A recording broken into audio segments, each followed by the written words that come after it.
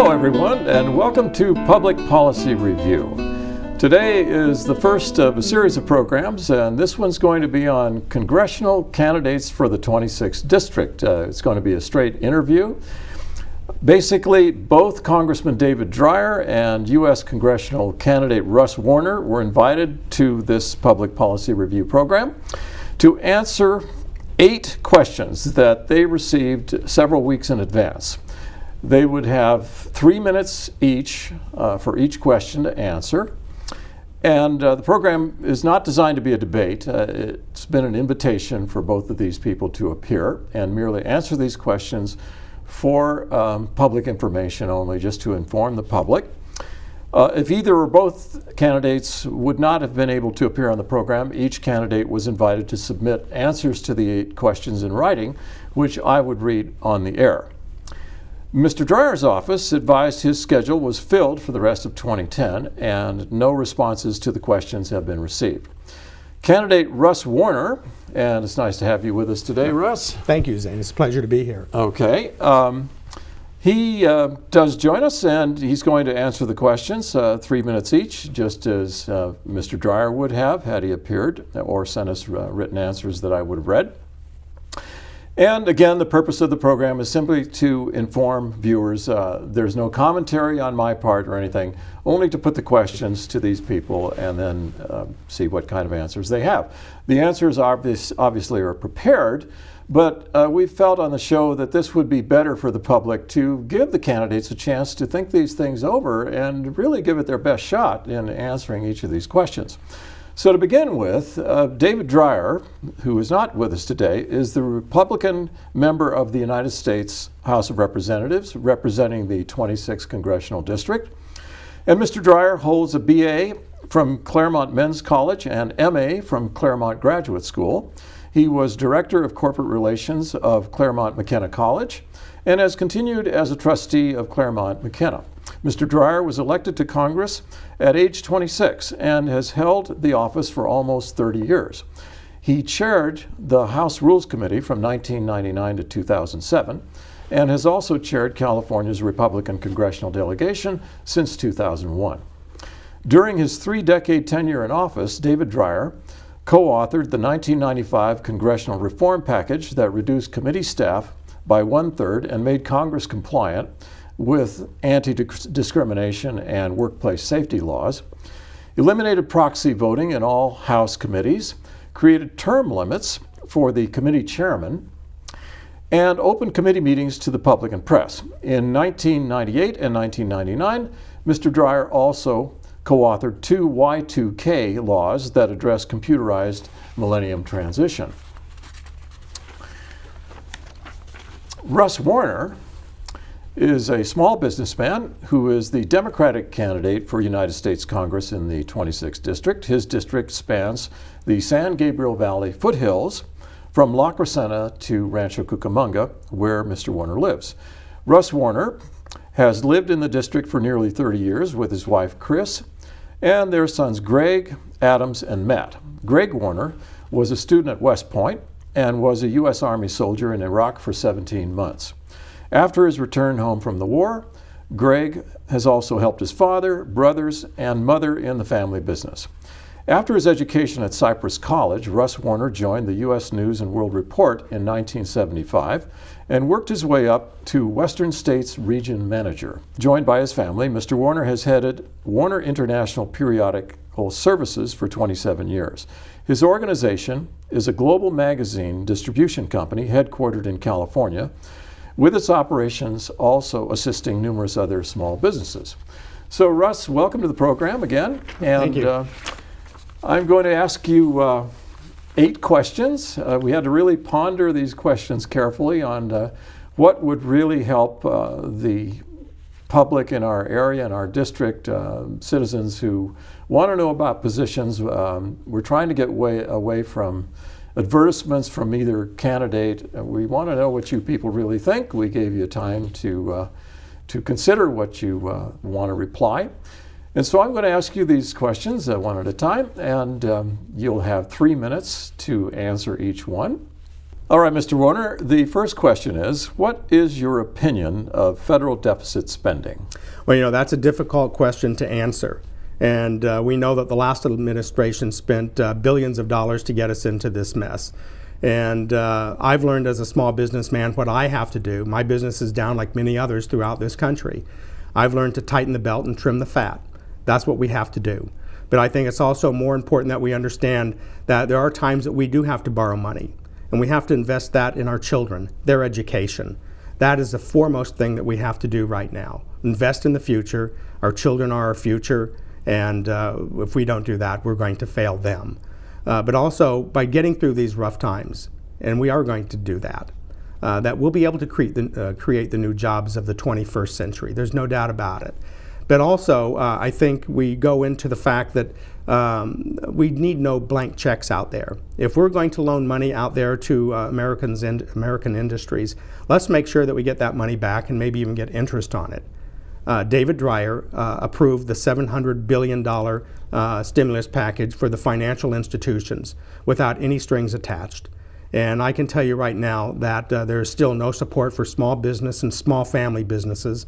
That's what I'm all about. That's what this country's all about. And by doing that and helping the small businesses, we are the entrepreneurs. We are the job creators out there. So we need the help. But also, our national debt ballooned under George Bush to $10 trillion.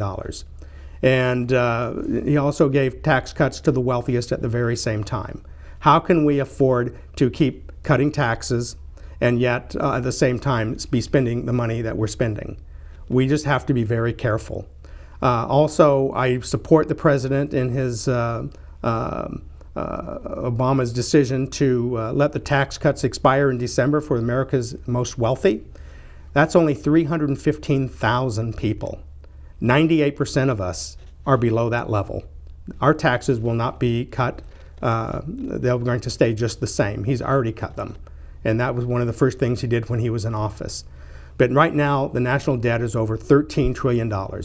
And I agree with the White House when they say half the current deficit stems from falling tax revenues on programs such as the unemployment benefits and the food stamps that we desperately need for those who are unemployed. And if we allow that to go through, I believe that the projection from this administration is right now the deficit is 10% of the economy. And by the year 2014, and everything will work out, it'll be down to 3.4% of the gross economic domestic product. And I think that that's a great place to be, because then we can start balancing the checkbook and making this country strong again. Thank you, Mr. Warner, and you met the time limit on that question. The second question, which is in some way related to the first one, what are key ways to promote prosperity for all in America? This is a great country. Matter of fact, it's the greatest country the world has ever seen, and it's because of the great American middle class. And we have so much to be proud of. All the different things that we've been able to give the world, such things as the automobile, the light bulb, goes on and on, the computer, but also the laws that we have, our Constitution. Equal access to educational opportunities is critical. And public schools educate the future firemen and policemen and astronauts and teachers and home builders and entrepreneurs and, yes, even presidents. The middle class is what this country is all about. Most of our great leaders have come from the middle class. And that's why we have to do whatever we can to invest in education, because it's an investment in the future. And that will bring prosperity to this country. All right, thank you very much on that one. Thirdly, America is at war on the average of every 2 years since 1950, spending 7 times China's military spending and per year and 10 times Russia's. Should U.S. military efforts change? I know how hard it is to send our loved ones off to war. My son Greg volunteered for Iraq and spent 17 months there. And from there he went on to West Point, incredibly proud of him and his patriotism to this country. But when he came home, he and I had a father and son conversation about the war. And at the very end he looked at me and said, "Dad, if you really feel that way, run for Congress." So that's why I decided to run for Congress, because of my son, Greg. And I've learned so much about this country and the political process and what we're really all about. But war should always be the last resort. I believe it's actually time for the troops to come home now. Obama's starting to do that. Theodore Roosevelt had the best policy. Speak softly and carry a big stick. I believe in that. The last administration spoke loudly and carried a big stick. That's not diplomacy. And we need coalition building and diplomacy throughout the whole world. We can do this. It's a tough situation that we're in because if we're ever under attack, we always want to make sure that we are always ready. I think, and I can't remember who it is off the top of my head, it'll come to me later, a great football coach said a strong offense is a strong defense, or something such as that. Well, that's what this country believes in. We don't have to be the bullies in the world. All we have to do is be able to protect ourselves and those who need our help in the time of trouble. But we need to invest in the military. The security goes hand in hand with everything that we're doing here. And I think it's a shame, though, that we have to spend so much of our budget on military when our infrastructures are being hurt so much. Thank you, Mr. Warner. The next question is, what does the America that you want to see specifically look like? It sounds simple. It's not simple. I would like to see an America that works together in unison, both parties coming together to work for the common cause of the greater nation. When we put people over politics, that's what we really have to do. This nation doesn't belong to a political organization or a corporation. It belongs to the people. And we have to start voting smart. We have to start voting for our interest. And when we do that, I think you'll find out that this country will be much better off. I grew up in the era of John F. Kennedy, when you were asked not what their country could do for them, but what they could do for their country. Well, we can do that again. And the other day, and this is a perfect example, we ask Americans to sacrifice. Well, there are those who have given the ultimate sacrifice, and they are throughout the war memorial cemeteries in this country. And the other day, I was watching a documentary on this, and I noticed that all the white markers in these cemeteries were painted white. And to me, that symbolized the purity of those who gave their lives for this great nation, and for the white which proudly waves in our flag. But what's most important is what lies beneath those white markers. People of all different religions and different colors and genders and political views. They did not die for this nation to be a red nation or a blue nation. Their lives were sacrificed so this nation would remain strong and free as a red, white, and blue nation. And we have to honor them every day, and for those who served. And that's what I'm all about. The next question is, how do we best get to your vision of America? Well, first of all, we have to start working together. Both Republicans and Democrats, declined to state, independents, everyone has the right to participate with their vote. The vote is the most important voice and the loudest voice that you'll ever have. And here in the 26th Congressional District in 2010, the population is roughly around 640,000. And of those, only about 347,000 are actually registered to vote. In 2008, when President Obama was elected, the voter turnout was tremendous, but only about 270,000 people came out and voted. This is critical. And what's even worse, in 2006, in an off-year election, and 2010 will be an off-year election, just 131,000 people came out and voted. And my advisors tell me that we can expect the very same thing this November 2nd. This means 1 in 5 people are going to dictate how this country is going to go and what direction it's going to go in. So please get out there and vote. This is one thing that we can really do to help our vision of America be real and come to life. What are your public policy priorities in order of importance? Well, it's obvious today. It's jobs, jobs, and jobs. And I don't mean just regular jobs, good jobs. I will bring the resources necessary to bring jobs into this district. I will not be a roadblock. We have some of the best institutions, some of the greatest minds in the country right here in the 26th Congressional District. We have Caltech and JPL.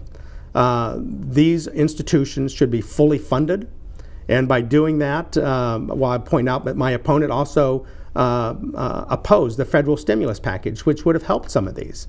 But at the very same time, we did get the money in here, and it helped create 8,000 jobs, $85 million for California. That was a tremendous gift that we got from the president. But at the very same time, we used that money to help widen the 215 freeway, which is a part of my district, and it also helped the traffic flow. But most struggling, like most of us are. Every day, more and more people that I see out there are barely getting by. As I drive by people's homes, I notice that their lawns are getting drier and drier. And that's because they are hurting, whereas Dreyer just keeps getting richer. He voted to not extend the unemployment benefits when they were desperately needed, when people were just simply asking for a hand up. That's all, a little help. But yet he gave no strings to the Wall Street people, to the $700 billion bailout. He doesn't represent the people of the 26th District. I will. I raised my children here. I started my business here. I've lived here in this district for almost 30 years now. I'm a part of this community. I believe in this community. I understand it. And I can tell you that this election cycle, David Dreyer received over $200,000 from business-related PACs. And you can see for yourself by going to opensecrets.org. You can also go there and you can see who contributed to my campaign. It's individuals. It's people just like you and me. People don't know this, but Dreyer is the 20th wealthiest congressman in the House. His net worth is estimated to be up to $28 million. I think it's a shame that he doesn't seem to understand what's really important to the people here. The President's small business bill is important to us to get out there.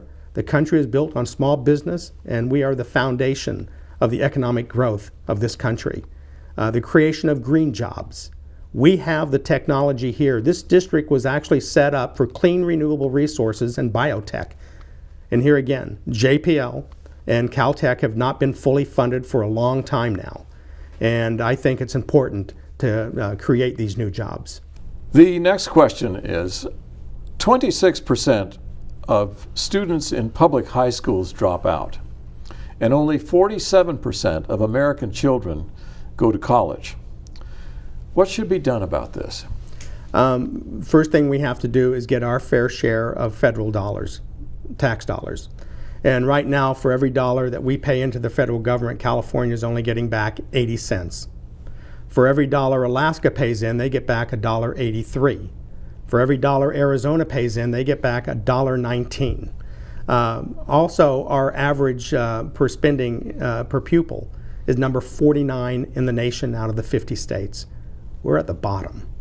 The student-teacher ratio here in California is 20 students for every teacher, and the national average is 15 students for every teacher. We've got to work together to make sure that we can properly fund education. And it's just tragic that also that 1 in 5 students here in California drop out of high school. That's sad. There's some great minds out there that we're losing.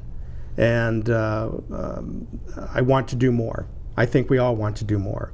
And I think we also have to look into the vocational training programs that we have here. After all, if a child isn't going to go on to a 4-year college, they're going to go on probably to become a plumber or electrician or the solar repairman of the future. And I think that's exciting. Make sure that everyone has a proper education, and if they can't get a proper education, they go on to a trade school. Those are great jobs, by the way. They can afford to send their children on to the best colleges they can afford. But we also need to make sure that college is more affordable, and making sure that the Pell programs are fully funded. And here again, let's not let any mind go to waste. Any child who wants an education and has the capability of going on, they should be given that right. That's what this country is all about. That's our future. And it's important that we invest in the future, and we can make our country brighter. And this country will be prepared for the 21st and the 22nd century. and to be able to compete on a global scale. The final question is, and this is going to take a little bit of interpretation. I know you're not an attorney, and Mr. Dreyer is not an attorney. So this is going to be an observation. What is the current status, in your opinion, of adherence to the United States Constitution? Well, the system of government we have is still in many ways the envy of the entire world. People come here from all over the world because they envy not just our lifestyle, but the freedoms that our founding fathers made sure that we had. And our founding fathers were probably much wiser than most elected officials today. And you go back 230 years ago and you realize the things that they put in print and how important those documents are today, that they did a great job. They saw the future and they saw what this country could be. But I believe in general that we need to carry forward their legacy. And I believe that civil liberties today are of a huge concern. And there's no doubt that the rise in international terrorism has been a big game changer in the world. And the challenge for the next generation is going to become to maintain the security level that we currently have and also protect the freedoms at the same time granted to each citizen under the Bill of Rights. I like to tell people I'm just a common sense, common man. And I think our founding fathers wrote that document for people just like you and I, most of the people in this country. Well, thank you very much, Mr. Warner, for being on Public Policy Review.